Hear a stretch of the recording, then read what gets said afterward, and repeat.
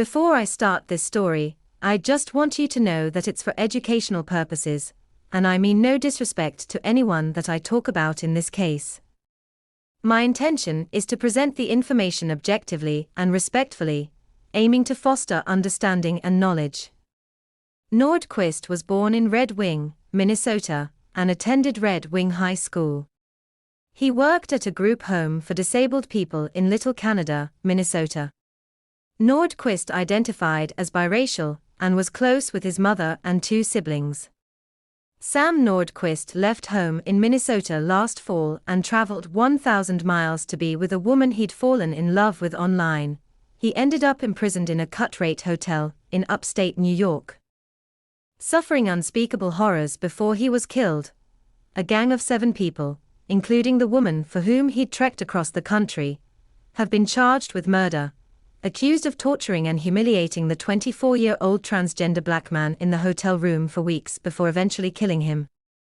The only people who called police were Nordquist's mother and sister back home, who pleaded for authorities to check in on him when he stopped responding to their messages. But Nordquist's body had already been dumped, wrapped in plastic bags, in an empty field. Even though arrests have been made, first-degree murder charges have been filed and the victim laid to rest, this case remains an incomprehensible display of human malice. Online posts told a story of a happy couple, but Nordquist's friends and family were increasingly concerned when he didn't return their messages. His mother feared he was being controlled, and has accused authorities of ignoring warning signs and failing to protect her child. And LGBTQ activists have said the case is a dark reminder of the risks marginalized people face in America, particularly today. Sam Nordquist fell for a woman named Precious Arzuaga last August. They met online and ended up talking for hours on the phone, day and night, 7 days a week, said his mother, Linda Nordquist. Sam seemed smitten, exhilarated for romance with a woman who flooded him with affection. Sam was vulnerable. He looked like he was 15, young, Linda Nordquist told NBC News. She love-bombed him. Arzuaga lived outside Canandaigua, in New York's Finger Lakes region. She was 38, with several children, some young, others adults. It's not clear how many she had. If Sam knew that, he didn't seem to mind. He began planning a trip to see her in mid-September and expected to stay a week. He wanted to find love and he wanted to be loved. No one can blame him for that. Anyone would want that, a friend, Jackson Seeger, recalled. He was excited for the trip and the adventure. Seeger, who lives in Madison, Wisconsin, had befriended Sam after meeting him in an internet support group for transgender people years earlier. Seeger watched videos Sam posted on TikTok with Arzuaga and thought it all looked normal. Still, Seeger knew it was risky for a transgender man in a new place among unfamiliar people. At first, things appeared to be going well. Sam sent his mom photographs of the couple together, both smiling, she said. But on October 12, the day he was expected to return home, he did not show up. Linda said he did not answer texts and phone calls from the family. Sam had told Linda that he was staying in room 22 at Patty's Lodge, a roadside hotel on the outskirts of Canandaigua, surrounded by farmland.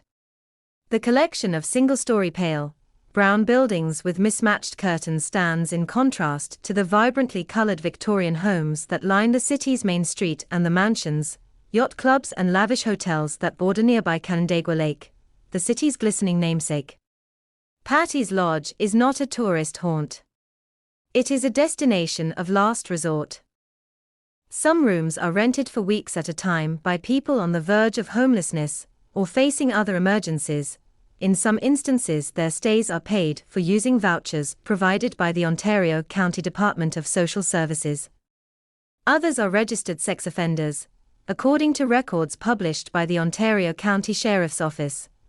It is unclear how Sam and Arzuaga ended up at Patty's Lodge, and if anyone else was staying with them. On October 13, Linda said she contacted the New York State Police and requested a wellness check at room 22.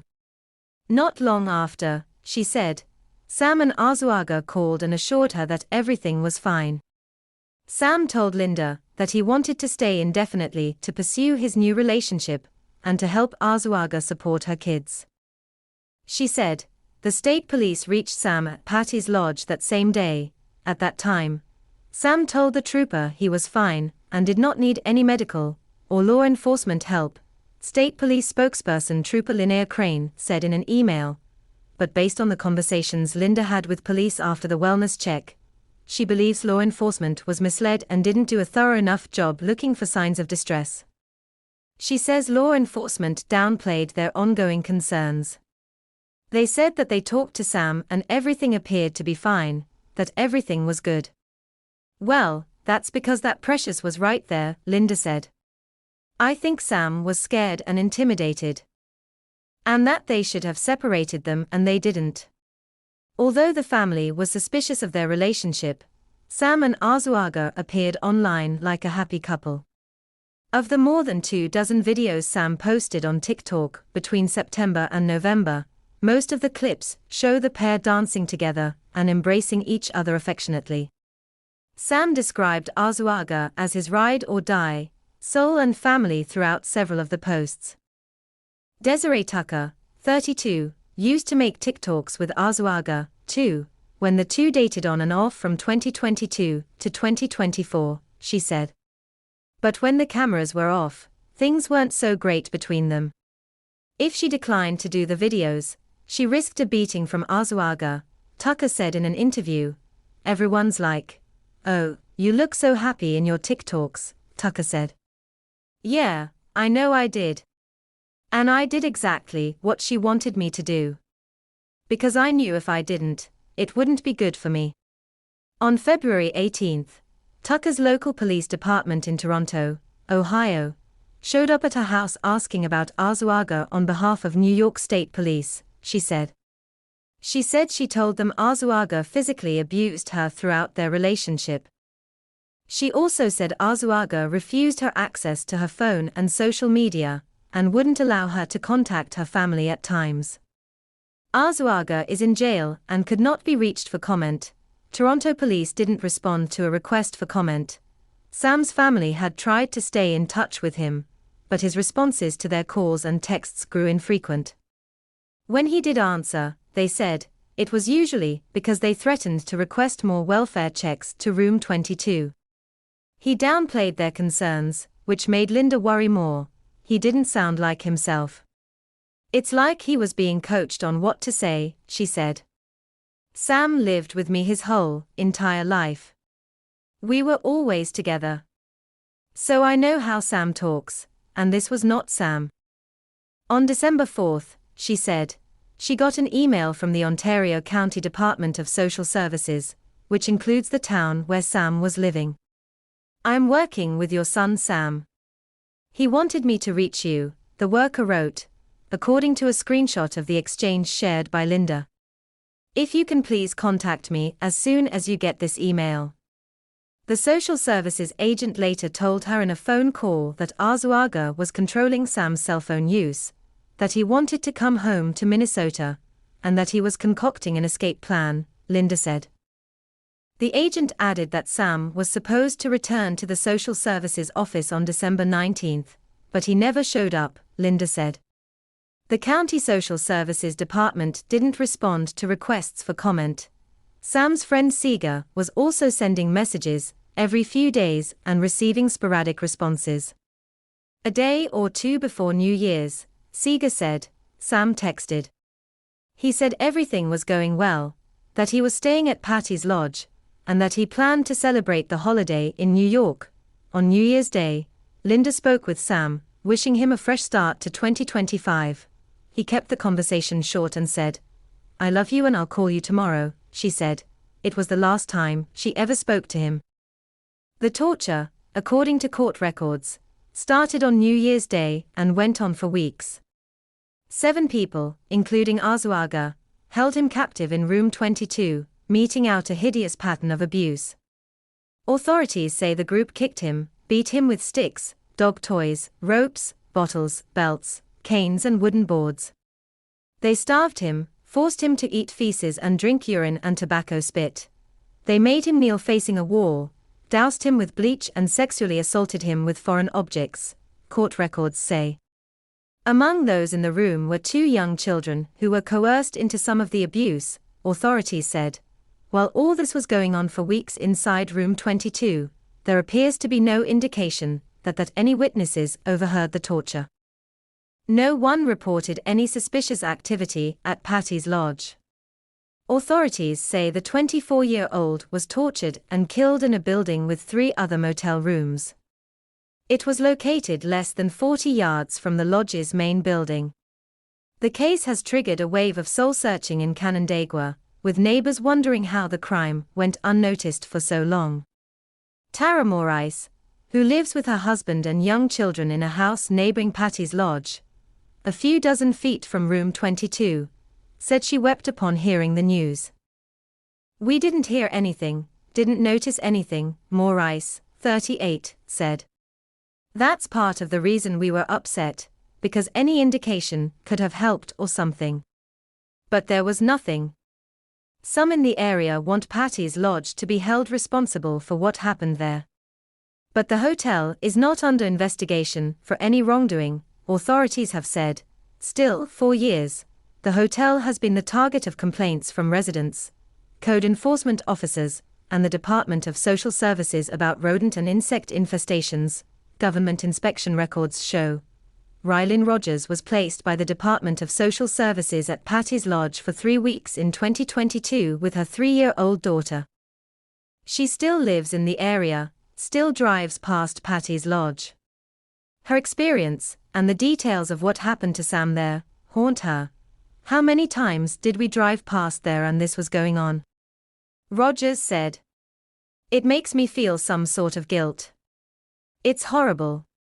Manny Patel, who is identified in city inspection records as an owner of Patty's Lodge, declined to comment when NBC News reached him by phone. He said he'd talked to investigators and had nothing more to share. "I have no say in this," he said. Weeks went by with little or no response from Sam, his family said. His sister Kayla Nordquist kept sending her brother pictures of her children. She said that aside from threats of more welfare checks, Sam had a weak spot for photos of her young kids, and would usually gushingly respond. But not this time. Over the next few days, the family repeatedly called Sam's phone and got no response. On February 9, they called New York State Police, asking for another welfare check on room 22. Police told the family someone answered the door and claimed not to know who Sam was, Linda said. When the family told authorities that the explanation was implausible, troopers returned to room 22 the same day, and this time were met by Arzuaga. Arzuaga said she and Sam broke up and that he left a few weeks prior, police said. According to his mother, that same day, Linda and Kayla asked a trooper to file a missing person report. The trooper declined, they said. She said, "I need to stop watching so much TV. Something about it not being a true crime episode," Kayla said. The state police disputed their account. Upon receiving concerns about Mr. Nordquist's whereabouts, "We took appropriate investigative steps," said state police spokesperson Crane. "We understand the family's grief and frustration, and remain committed to a full and thorough investigation," Crane added. Sam's family insists that police did not treat Sam as a missing person until February 10. When the family filed a missing person report with the Oakdale Police Department, their local police in Minnesota. That report was added to a national law enforcement database and forwarded to authorities in Canandaigua. The family also posted online about their search, and amateur sleuths and local residents jumped into action. Michelle Picard, who lives in nearby Farmington, New York, said she came across a missing person flyer for Sam on Facebook and felt compelled to help. Picard said she spent a couple days searching for Sam at Patty's Lodge and elsewhere, showing pictures to residents. "I don't know what drew me to this," Picard, 47, said in an interview. "I don't normally do things like this. I could tell how Kayla was feeling. My heart just told me to do it." I would want someone to do the same for me. Sam's family planned to fly to New York to do investigative work of their own, they said. Linda was waiting for her next paycheck before she could book a trip to Canandaigua to find her son. We were going to blow horns and drive up and down the streets. I made 300 copies of flyers. We were going to put a flyer on every door, every business, go door to door if we had to, she said through tears. Because if something was happening or if Sam was to a point where he couldn't go home or whatever, at least Sam could possibly hear my voice and know, Mom's here. Mom's looking. Her opportunity never came. On February 13th, local authorities found Sam's decaying body, wrapped in plastic, in a field about a 20-minute drive southeast of Patty's Lodge. His body was likely dumped at the beginning of the month, investigators said. The next day, police announced that 5 people, Arzuaga, Jennifer Quijano, 30, Kyle Sage, 33, Patrick Goodwin, 30, and Emily Motica, 19, were arrested in his death. A few days after that, 2 other suspects, Arzuaga's son Thomas Eves, 21, and Kimberly Sokia, 29, were arrested. They have all been charged with first-degree murder, second-degree murder, kidnapping, conspiracy, endangering the welfare of a child and concealment of a human corpse. 4 of them, Arzuaga, Quijano, Sage and Goodwin, have also been charged with aggravated sexual abuse. Arzuaga additionally faces 2 charges of coercion for allegedly forcing the children to participate in the attacks. Authorities haven't revealed why they believe this particular group came together to carry out the torture and killing. They have only said some were romantically involved and others knew each other from the area. Records show that Goodwin, a registered sex offender, was staying in room 16 at Patty's Lodge at the time of his arrest. He and Sage, who lived nearby, were both on parole after serving prison time. Goodwin was convicted of sexual abuse and sexual acts against children, Sage of disseminating indecent materials to minors. In death, Sam finally received what he traveled so far to find: an outpouring of love. 4 weeks, friends, family members and strangers who sympathized with his tragic story have joined a wave of online posts commemorating him and calling for justice. LGBTQ advocates have held vigils and protests in his honor. Advocates have also publicly questioned why the case hasn't been considered a hate crime. Some have compared Sam to 21-year-old Matthew Shepard, a gay man who was beaten, tied to a fence and left for dead in 1998. Shepard's murder drew international attention and fueled a movement for anti-LGBTQ hate crime legislation. Transgender people, in particular men, are significantly more likely to face intimate partner violence, according to federal data and a 2024 investigation published in the Journal of the American Medical Association, but those accused in the death were not charged with a hate crime. New York investigators pushed back against the criticism. Wolford, the prosecutor, said Sam's killing was being prosecuted as murder in the first degree, the most serious crime in New York state law, with a penalty of life in prison without parole. New York doesn't have the death penalty. A hate crime would make this charge about Sam's gender, or about Sam's race, and it's so much bigger, Wolford said. To limit us to a hate crime would be an injustice to Sam. Sam deserves to have his story told in its entirety. She said that the investigation would continue. Dates for the 7 defendants' next court appearances have not yet been set. The Nordquist family traveled to New York last month to meet with investigators and receive his body. They brought him home back to Minnesota, where he was laid to rest. At Patty's Lodge, the children's bicycles that leaned outside room 22 have been removed. A red rose placed at the doorstep is now gone. The rainbow pride flag and a Puerto Rican flag that adorned the windows no longer hang there. They have been replaced by a set of stark, white blinds. This is all I have for this case. Thank you for watching. If you enjoyed the video, please subscribe to the channel and give it a thumbs up. Your support means a lot and helps us create more content for you. See you in the next video.